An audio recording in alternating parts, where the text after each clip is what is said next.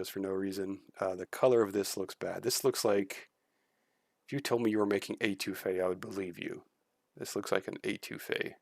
Like, that color is completely wrong. That looks red as shit. Like, if I didn't see sausage in this, I think I can see some shrimp in there. Like, if they didn't have sausage and if you had the same color, you basically took out the sausage and I could see the shrimp and I could see this color, and you told me this was étouffée, I would 100% believe you.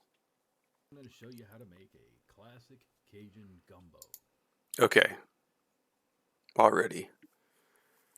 The color, and I don't know if it's the lighting, but the color of this looks kind of weird.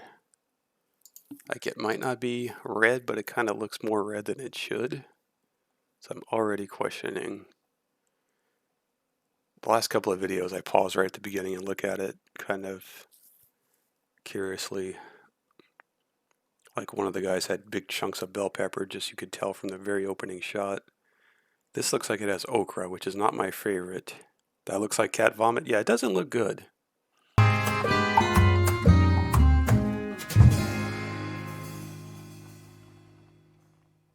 The color of that looks better than the last one.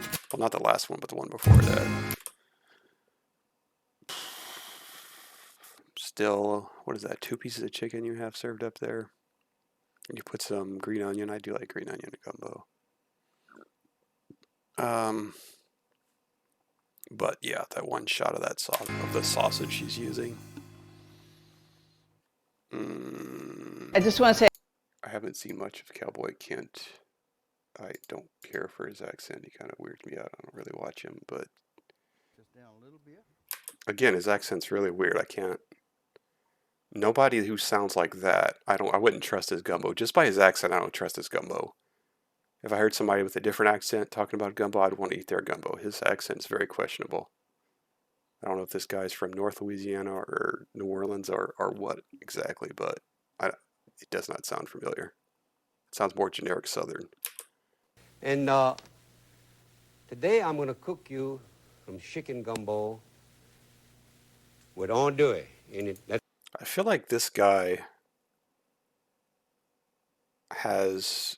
he does have some kind of Louisiana accent, but I feel like because he's on TV, he's jazzing it up and forcing it to be more of an accent. It does not come off as an authentic Cajun or Creole person speaking.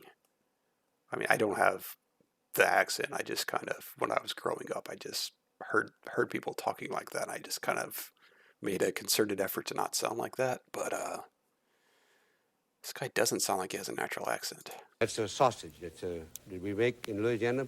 And then he went with the gun over her, and I guess she was begging with him not to shoot her again. Listen to the difference between the way this guy, this regular witness to this crime, who happened to make the news, versus this guy who's jazzing it up for the TV, how they sound. Giat says, fortunately, Turney didn't shoot again. He ran away. I went and got my pistol and put it in my pocket in case he come and bust my door. But that didn't happen. This guy sounds like people that I know. Sounds like some people in my family. If a person sounds like this, you should eat their gumbo. Was arrested. I got a secret surprise for you that even Justin would love. I'm not looking forward to his secret surprise. Yes, you are right. It was wine, and he loved to put some Sauternes wine in this. But folks, they don't make that where I come from, and I told you. Don't put wine in your gumbo. What the fuck is wrong with this guy?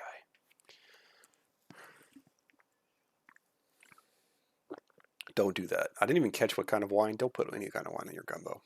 Putting a cowboy twist on it. Look here. Hatch green chili wine. Now you can use a white wine, but I prefer a little sweeter wine with this, and this guy. Green chili is an off flavor for gumbo. I don't know why the hell you would want to put wine in there. No. Just no. Now this is a problem. I think this is why the color is so bad. 4 cups of sweet white wine. Optional. Wait. Okay. Excuse me for a second. How do you call something optional if you're going to call for 4 cups of it? Why sweet? Don't put the wine in the gumbo. If you watch my video, I don't put any wine in my gumbo. I didn't know until the last video I watched that anybody ever put wine in their gumbo. Nobody I know puts wine in their gumbo. It's not a thing around here. I don't know if this is a New Orleans thing. I don't know where it comes from, but don't put the wine in the gumbo.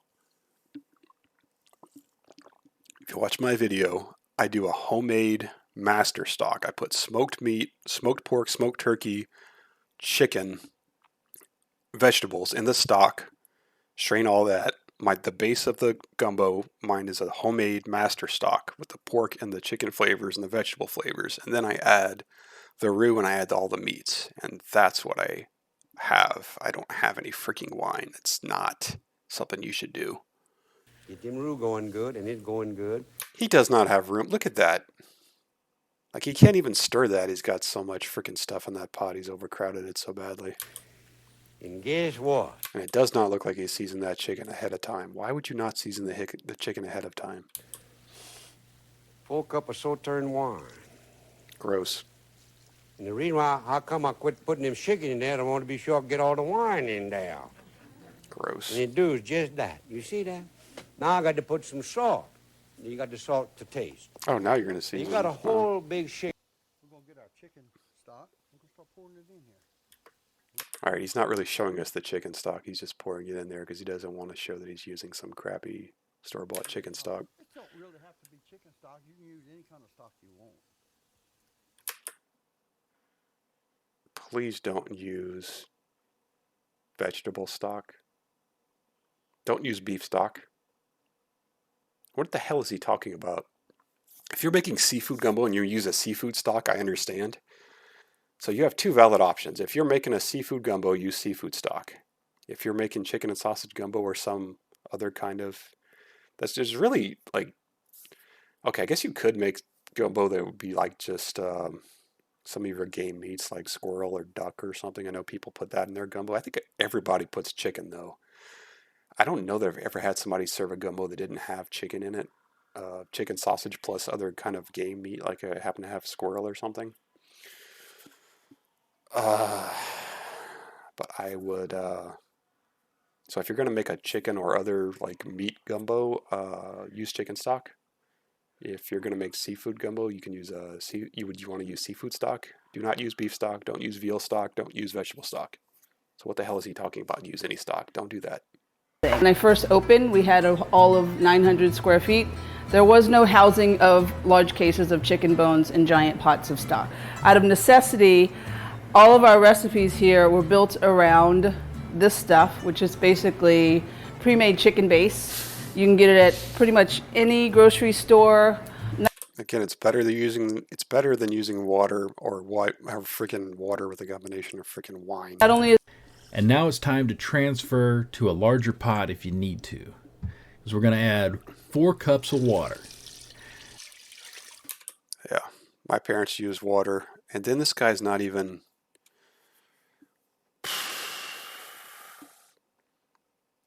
Yeah, see, my parents use water, but they'll always will, unless they're doing seafood, they'll put chicken, and they put chicken with the bone in it, and they'll cook that down so that it gets all the flavor. They basically make a chicken stock as it's cooking. Make a stock, and then I'll put boneless chicken in there because it's already going to have the flavor from the bones. So I recommend doing that instead of putting water in there. And the fact that he's not going to, because we saw he's not using chicken. So my advice is, if you're going to do seafood gumbo, use seafood stock. If you're going to do chicken sausage gumbo, use chicken stock or master stock. Like I like to put other stuff in my stock, the pork, smoked stuff in my stock. But you want to do that. Don't just use water. Got a visitor. Yes, tell me about it. Are you upset that I picked you up? Why are you bothering me? Did you need something? She doesn't seem too upset anymore. I don't have time to hold you. I'm trying to watch this video. Pussycat. some beef broth. Oh my God.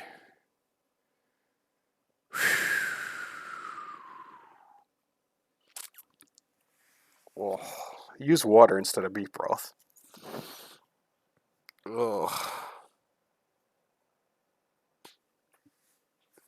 So this guy's going through the trouble of making his own roux, which I would not recommend because it's a pain. And then he's ruining the thing by putting beef broth in there. He's probably going to use store-bought beef broth too. That's my prediction, which is even more sad, but don't use beef broth because nobody puts beef in their gumbo, so why would you use beef broth if you're not going to put beef in the gumbo? Why would you want beef flavor at all? So what he said is correct. Most people cook their roux in a pan like that. What he did not tell you is that most people don't bother to make their own roux. At least people I know, we don't bother to make our own roux. This here is just one of the brands that you can find.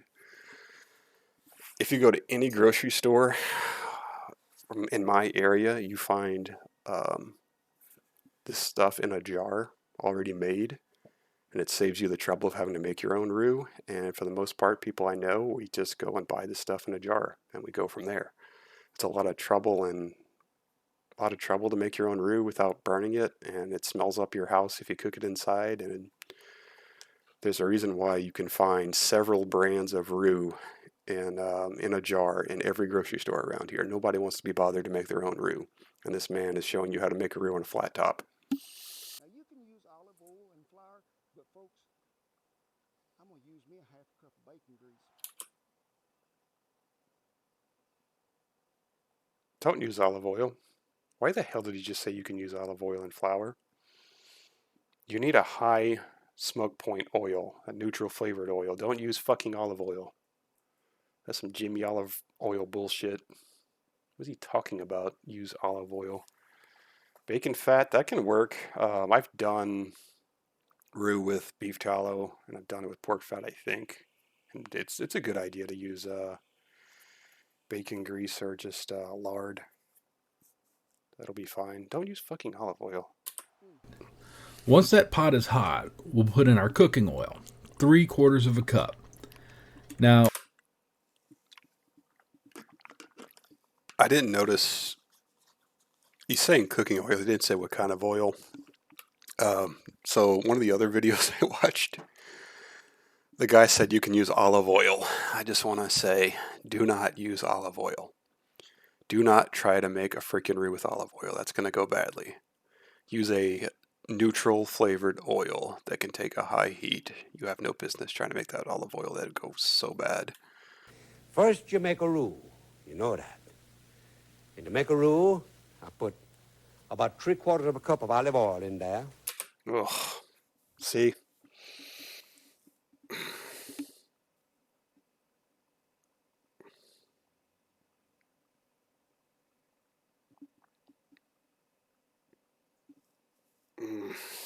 Like, when was olive oil even like available in Louisiana? It's like old-fashioned recipes would have been like pork fat or beef fat or something. And olive oil has a flavor. It's not a neutral oil. You would not want to use that. That's just awful. What a roux is basically is whatever type of This cat is still at my feet over here, moving around, distracting me. fat of your choice that you might want to use to like flavor your gumbo. It could be like a neutral tasting oil, like a vegetable oil. It could be butter. At our No butter. restaurant, we use lard, bacon Lard is perfectly good, yeah. drippings that we can scrounge together because pork fat rules, and equal parts flour. A little bit. I'm not convinced that an entire hen would fit in a pot that size with all the other stuff he's got in there. Get them roux going good, and it's going good. He does not have room. Look at that. Like, he can't even stir that. He's got so much freaking stuff in that pot. He's overcrowded it so badly. And don't serve it today, no. Put it in your icebox tonight. And tomorrow, What he's saying is somehow it's accurate. Whenever you make gumbo, and it's always good. But then for some reason, you let it sit overnight. You have some serve up more the next day. It tastes better, which is kind of the reason why I would cook more than, I don't use a tiny pot. Nobody I know uses a tiny pot because you want to have enough to serve however many people you're serving. Normally, you don't make gumbo if you just have a couple of people eating it. I do that, but normally you're doing some kind of gathering, you're having some people over, you make gumbo, you have enough to serve everybody, and then you want to have leftovers because it tastes really good the next day. Half in there, and I want you to stir. Woo-wee! I guarantee told you there's some flavor coming out of that pot. Why the hell is he using a pot so small, by the way? Everybody I know that makes gumbo, they use their biggest gumbo pot or a stock pot. This pot's too small. I wouldn't bother making a batch of gumbo that small. This man is standing in front of a flat top. I will say I have never cooked any part of a gumbo on a flat top. I don't know a single person who has ever cooked any part of a gumbo on a freaking flat top. Flat top and gumbo do not belong in the same sentence. So why is this guy standing in front of a flat top? Well, something you cook in a pot and, cook it over a long time in a pot and you serve it up like a soup. So why does he have a flat top? What I'm gonna do, I'm gonna put the sausage in there. See that? Ooh, you smell the smoke on that. That's good. Put that on there. If you can smell smoke on sausage, that is a good sign.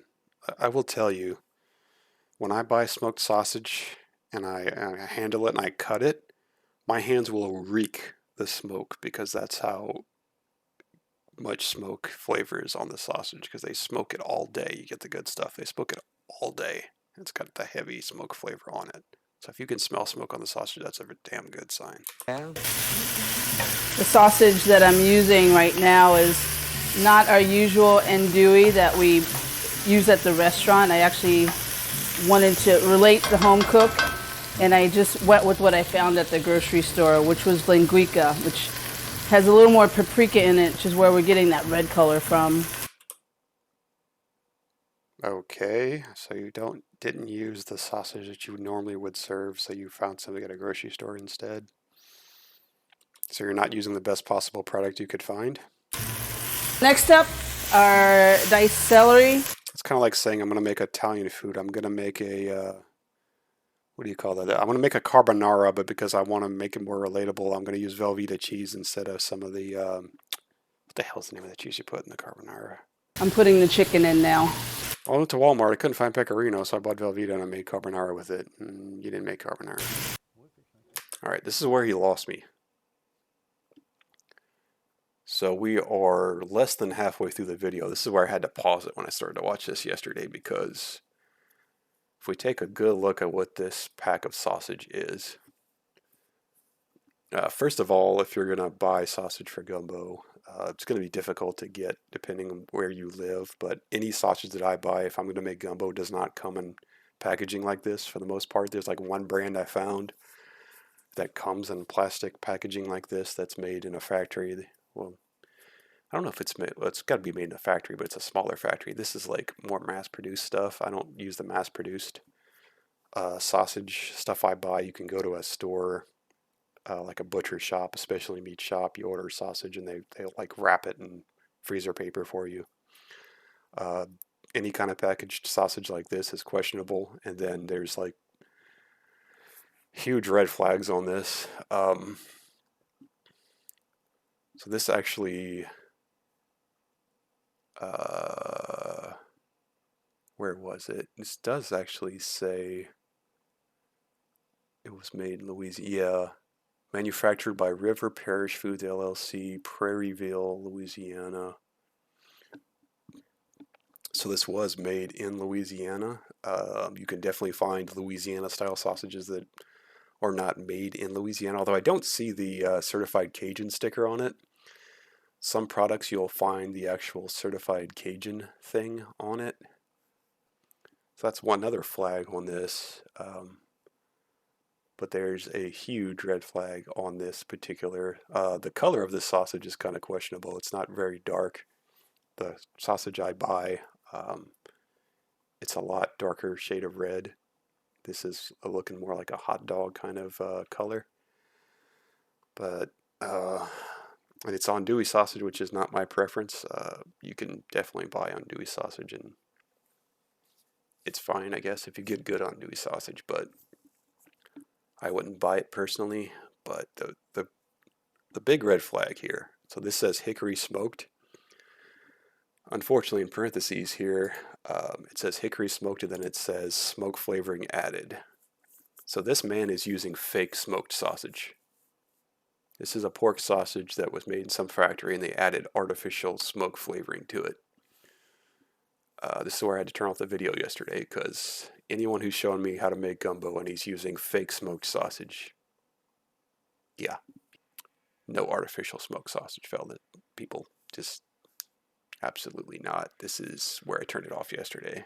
And this is not even halfway through the video, so I don't know if it gets better, but really it can't get any better. Like, you're looking at a 0 out of 10. You know, if I gotta give you a number out of 10 that's not 0, you get like a 1 out of 10. I don't even have to taste this guy's gumbo. Just the fact that he's using meat that's not even actually smoked. I know this is going to be shit. This is going to be a bad product in the end because he's using fake smoked meat. That's just a no-go. Don't do that. Don't bother making a gumbo if you're going to use crap sausage like this. It's very important you use sausage that's actually smoked. To me, it just adds to the flavor. Come on over here.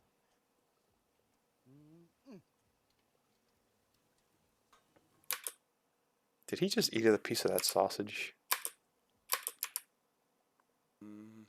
Oh my god, yes. Okay. This doofus just ate a piece of sausage. What does it say over here? What does this say? Requires further cooking. This is not fully cooked pork, and this man just ate a piece of it. I got some rice. I have to wipe the bowl because I'm a chef and I can't control myself. That's definitely the chefy way of serving that up with the gumbo and throwing the rice on top. I always put the rice in my bowl and then I just pour all the gumbo on it. You don't even see the rice so much, but of course it's like for visuals here, you're gonna put rice on top of the gumbo.